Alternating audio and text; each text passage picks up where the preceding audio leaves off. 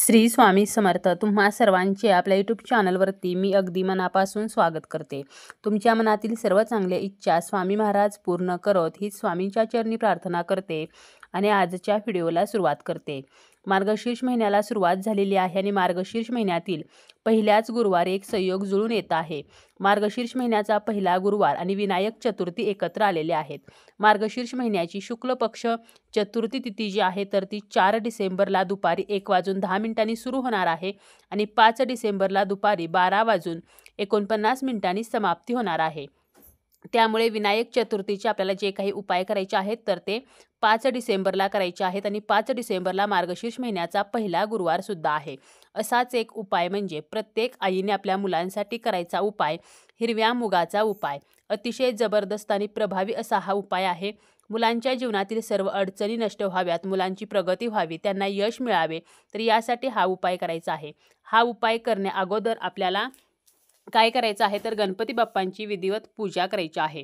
या दिवशी आपल्याला सकाळी लवकर उठायचं आहे. शक्य असल्यास ब्रह्ममुहूर्तावरती उठायचं आहे. जरी तुम्ही श्री महालक्ष्मी व्रत करत असाल आणि जरी व्रत करत नसाल, उपवास करत नसाल, तरी सुद्धा तुम्ही हा जो उपाय आहे तर तो करू शकता.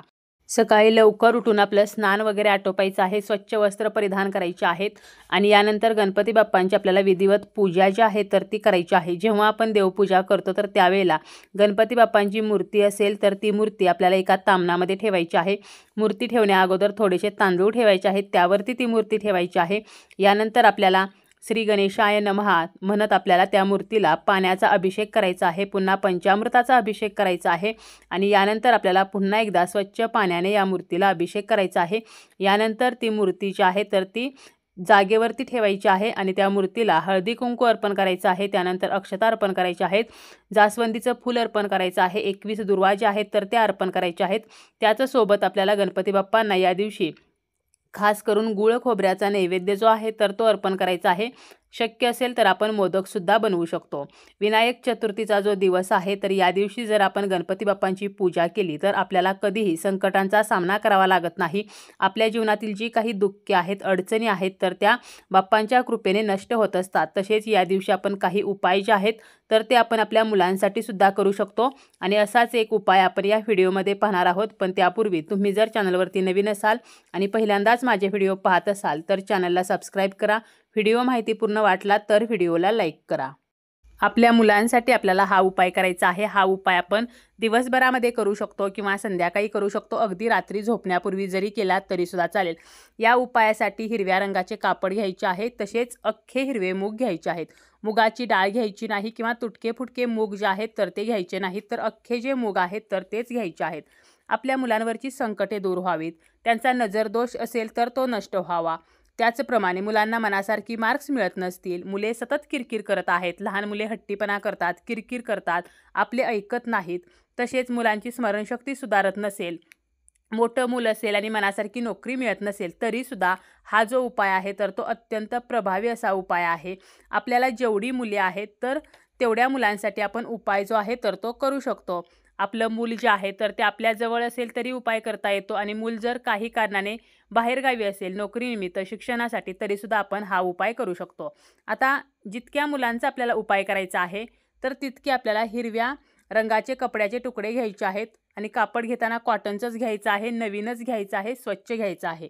दोन जर मुले असतील तर 2 कापडाचे तुकडे घ्यायचे, 3 मुले असतील तर 3 कपड्याचे तुकडे घ्यायचे आणि 1 मूल असेल तर एकच आपल्याला कापड घ्यायचं आहे. त्याचप्रमाणे 2 मुले असतील तर आपल्याला 1/60 तर असे सेपरेट हिरव्या मुगाचे दाणे घ्यायचे आहेत. 1 मूल असेल तर फक्त 1/60 मुगाचे दाणे आपल्याला घ्यायचे आहेत. यानंतर आपल्याला गणपती बाप्पांसमोर बसायचं आहे. आता ज्या ठिकाणी आपण गणपती बाप्पांची पूजा केलेली आहे किंवा देवघरामध्येच जर तुम्ही पूजा केलेली असेल तर देवघरासमोर बसायचं आहे. बसताना स्वतःला आसन घेऊन बसायचं आहे. दिवा जो आहे तर तो प्रज्वलित करायचा आहे. दिव्याला हळदी कुंकू अक्षता फूल अर्पण करायचं आहे. तुम्ही जर पूजा झाल्या लगेचच हा उपाय करणार असाल तर मग दिवा जो आहे तर तो ऑलरेडीच प्रज्वलित असेल, त्यामुळे पुन्हा दिवा आपल्याला दुसरा लावण्याची आवश्यकता नाही. परंतु तुम्ही दिवा प्रज्वलित नसताना हा उपाय करणार असाल तर सर्वप्रथम दिवा जो आहे तर तो लावून घ्यायचा, दिव्याची पूजा करून घ्यायची. यानंतर गणपती बाप्पांना आपल्याला हळदी कुंकू लावायचं आहे, अक्षता फूल अर्पण करायचं आहे आणि यानंतर आपल्याला काय करायचं आहे, आपण जे कापडाचे तुकडे घेतलेले आहेत तर ते जे तुकडा असणार आहे तर आपण 108 मुगाचे दाणे बांधू शकू, तर एवढा तुकडा आपल्याला घ्यायचा आहे. जास्त मोठा तुकडा घेण्याची गरज नाही. आणि हे कापड बाप्पांसमोर आपल्याला ठेवायचं आहे. एका लहान प्लेटमध्ये मुगाचे दाणे घ्यायचे आहेत.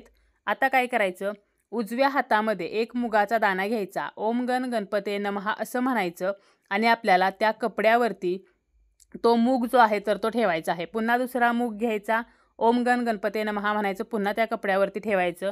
तर असं आपल्याला 108 वेळेला करायचं आहे. म्हणजे 108 वेळेला ओम गण गणपते नमः म्हणत हिरवा मूग जो आहे तर तो आपल्याला त्या हिरव्या कपड्यावरती ठेवायचा आहे. यानंतर आपल्याला काय करायचं आहे, तर त्या कापडामध्ये आपल्याला त्या मुगाची गाठ मारून पुरचुंडी तयार करायची आहे. म्हणजे आपल्याला थोडक्यात काय, तर हिरव्या कपड्यामध्ये हिरव्या मुगाची आपल्याला एक पोटली तयार करून घ्यायची आहे. यानंतर गणपती बाप्पांना आपल्या मुलाचं जे नाव आहे तर ते सांगून त्याच्या मागची इडापिडा निघून जावी किंवा त्याची प्रगती व्हावी, त्याच्यावरील संकटे नष्ट व्हावीत, अडचणी कमी व्हाव्यात म्हणून प्रार्थना करायची आहे. तुमच्या मुलाबद्दलची जी समस्या आहे तर ती बाप्पांना सांगायची आहे. फक्त आपल्याला आपल्या मुलाचं नाव जे आहे तर ते सुद्धा घ्यायचं आहे. आणि यानंतर आपण जी पुरचुंडी तयार केलेली आहे तर ती आपल्याला मुलाच्या उशीखाली ठेवायची आहे. आता अशा प्रकारे 2 मुले असतील तर 2 पुरचुंड्या तयार करायच्या आहेत आणि 1 मूल असेल तर 1च करायची आहे. आता मूल जर आपलं दूर असेल तर मग काय करायचं, तर घरामध्ये आपल्या मुलाची जी कोणती वस्तू असेल त्या वस्तूजवळ आपल्याला ही पोटली ठेवायची आहे. फक्त वस्तू जी आहे तर ती चामड्याची नसावी. चामड्याच्या वस्तू सोडून आपल्याला इतर वस्तूंजवळ, अगदी मुलाचा टेबल वगैरे असेल तर त्या वस्तूजवळ आपल्याला ही पोटली जी आहे तर ती ठेवायची आहे. दुसऱ्या दिवशी म्हणजे शुक्रवारी सकाळी उठून आपले स्नान वगैरे आटोपून स्वच्छ वस्त्र परिधान करून ही पोटली घेऊन आपल्याला गणेश मंदिरामध्ये जायचं आहे. गणेश मंदिरामध्ये जाताना आपल्याला गणपती बाप्पांसाठी जास्वंदीचं फूल, दुर्वा आणि गुळ खोबरेसुद्धा घेऊन जायचं आहे.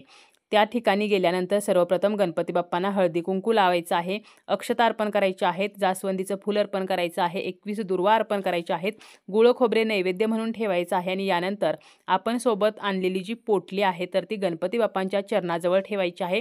हात जोडून बाप्पांना आपल्या मुलांबद्दलची समस्या सांगायची आहे आणि ही समस्या नष्ट व्हावी म्हणून बाप्पांना आपल्याला प्रार्थना करायची आहे. आणि ही पोटली बाप्पांच्या चरणी तशीच राहू द्यायची आहे आणि आपल्याला घरी परत यायचं आहे. हा उपाय करणे एक वेळ शक्य नसेल तर आपण 21 हिरव्या मुगाचा उपाय करायचा आहे आणि हा उपाय आपण घरी किंवा मंदिरामध्ये करू शकतो. विनायक चतुर्थीच्या दिवशी आपल्याला काय करायचं आहे, 21 हिरवे मूग घ्यायचे आहेत आणि गणपती बाप्पांना हे मूग ओम गण गणपते नमः असं म्हणत आपल्याला एक एक करत अर्पण करायचे आहेत. म्हणजे 21 वेळेला ओम गण गणपते नमः म्हणायचं आणि 21 मूग आपल्याला अर्पण करायचे आहेत. यासोबत एक वेळेला गणपती अथर्व शीर्ष जे आहे तर ते सुद्धा आपल्याला म्हणायचे आहे. आता आपण जर हे मूग घरी अर्पण केले तर या मुगाचं पुन्हा काय करावं, तर आपण आमटीमध्ये किंवा भातामध्ये हे मूग जे आहेत तर ते टाकायचे आहेत. हिरवे मूग जे आहेत तर ते बुधग्रहाचे प्रतिनिधित्व करतात आणि बुधग्रह जर मजबूत असेल तर आपल्या मुलांचा विकास होतो, मुलांची स्मरणशक्ती सुधारते, त्यांची प्रगती होते आणि त्यांना यशसुद्धा मिळत असते.